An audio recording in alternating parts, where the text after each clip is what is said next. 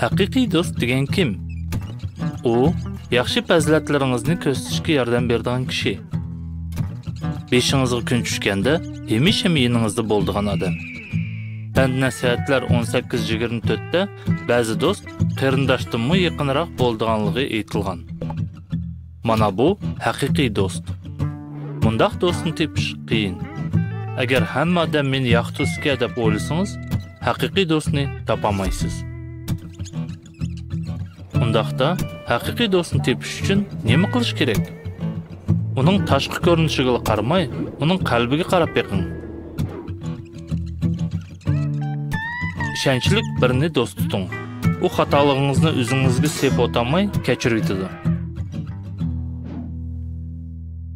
Bir haqiqiy do'st yuzlagan saxta do'stdan yaxshiroq.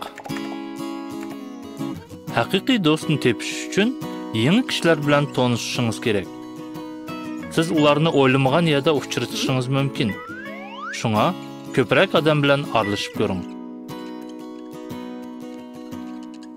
Faqat o'zingizga o'xshaydiganlarni izlamay, balki qiziqishi va qobiliyati sizninkidan farqlanadiganlarni do'st tuting. Ular sizdan cho'ng yoki kichik, boshqa madaniyat yoki tarbiyaga ega bo'lishi mumkin. Ko'proq odam bilan tanishing. Esingizda bo'lsin, haqiqiy do'stlarning axloqiy o'lchamlari yuqori.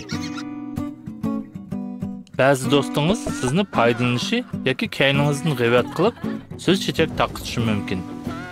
Lekin haqiqiy do'st undaq qilmaydi. Shunga niyati qara do'stga uchrab kelishdan faxas bo'ling. Ular faqat sizni foydalanishni ko'zlaydi. So'zingizni, tashqi ko'rinishingizni, hatto e'tiqodingizni zanglik qilib kulishadi. Haqiqiy do'st boshqacha bo'ladi. Ular bilan o'zingizni erkin his qilasiz. Shunga do'st tanlaganda ko'p bilganni emas, ko'p ko'rganni tanlang. Ular yuqori axloqiy o'lchamlarga loyiq yashaydi. Pand nasihatlar 27-17 da to'mirni to'mirga bilsa o'tkirlashgandek, do'stlarmi bir-birini o'tkirlashtiradi deyilgan. Haqiqiy do'st yaxshiroq odam bo'lishingizga yordam berdi. Shundaq do'stni qanday topa olasiz? Boshqalar birinchi kelsin deb turib olmay, o'zingiz birinchi qadamni qilib so'zlashni boshlang.